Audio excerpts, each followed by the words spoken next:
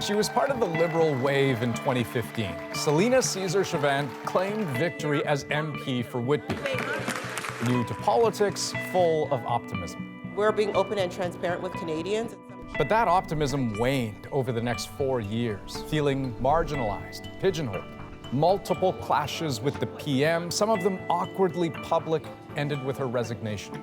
I'm going, so yeah. Okay, so I'm good. I have just been notified by my office that Celina Caesar-Chavannes has decided to sit as an independent. Canadians know her as someone who doesn't mince words. I think I'm going to call it out when I see it. But her new memoir, Can You Hear Me Now, tells a different story. One about often falling short when it comes to speaking up. Celina Caesar-Chavannes, Andrew here. Very nice to link up with you. Hi, Andrew. It's such a pleasure to be on with you this evening. I'm curious to know, what is it that you wish the Prime Minister, in your mind, had understood about you a little bit better when you formally took your place in government? I wanted him to know that, I was smart, I was strategic, and I was able to help with policy. And I didn't want to be a token in his government. I really was fascinated with the fact that he was talking about add women, change politics, a feminist approach, and that diversity was our strength, an intersectional approach. And that really fascinated me. And I really wanted to bring that to bear in politics. But you're saying you felt silenced, that you felt tokenized. I mean, the PMO would and has framed it very differently, right? Like the Prime Minister doesn't see it that way. Well, it's not that I felt tokenized, Andrew. There's evidence of that. In my role with the Prime Minister, the 3 international events that I attended were the state visit to Washington, in which I only met Obama. I had no other meetings or anything else to do during that whole time. The opening of the National African American Museum in Washington, again, no other meetings, and the inauguration of President Akufo-Addo in Ghana. All 3 of those international events had a very specific focus, and it was related to my Blackness. It was embarrassing to know that I was not actually hired because I was strategic or because I had business acumen or research background. It was for my Blackness, and that I didn't appreciate. So the frustration that you would have been feeling at this time ultimately culminates in a pretty explosive exchange over the phone between you and the Prime Minister, where you say what? Well, the conversation was a courtesy call to tell him that I was no longer going to be running in the 2019 election. And what I had thought naively was that I was going to get the Prime Minister saying, Celina, I value your contribution. I hope that you'd run again. I didn't get any of that. What I got was, Celina, I can't have you make this announcement today because Jody Wilson-Raybould resigned today, and I can't have 2 powerful women of color leave. He went on to talk about his privilege and how people keep talking about his privilege. He went on to say that I should appreciate him. I should appreciate what he's done for me in the time that I've been in government, as if I didn't work hard.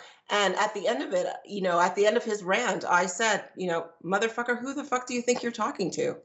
If he had spoken to any member of my constituency, any 130,000 member of Whitby that way, I would have had said the exact same thing, and I'd likely do it again. Okay, okay, but I mean, that's a hell of a thing to say to the Prime Minister of the country, right? Well, it's not just a hell of a thing to say to the Prime Minister. When the Prime Minister is speaking to me like a child, like someone that he happens to own within his government, what am I supposed to say? Am I still supposed to be polite in that context? I don't think so. Well, let me ask you this.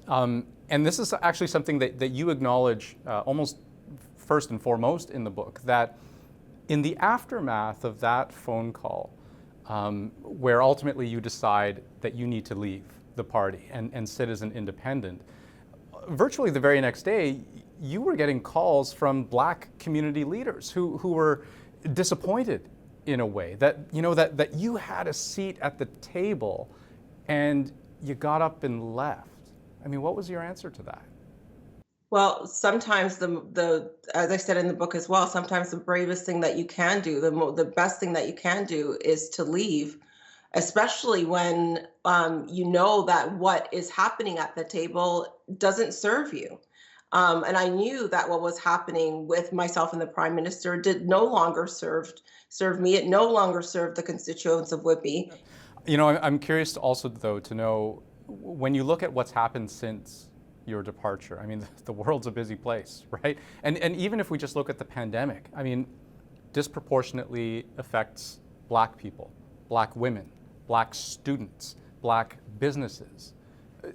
Do you look at what's happened since, and I don't know, like think to yourself, gosh, I wish I was there, or there was some way for me to be there so that I could have the influence today, or that I could offer my perspective today? I think this is less about me being at that table and more about the fact that the government of today is doing a lot of performing, a lot of saying that they're going to do things, a lot of writing things down that, we need to dismantle systemic racism, but not actually doing the job. Yeah, and consistently, though, you have advocated for other Black women and Black men, for that matter, to get involved, right? To engage in that political process and even to run themselves. I still wonder, what will they take away, do you think, or do you hope, from your experience in Parliament? I'm very candid about my story because I don't want people to be surprised, because I want them to know that that these tensions exist, that the racism that I experience, that sexism exists there, that discriminatory practices still exist. Now, is it an indictment on the whole institution? No, it's an opportunity to do better.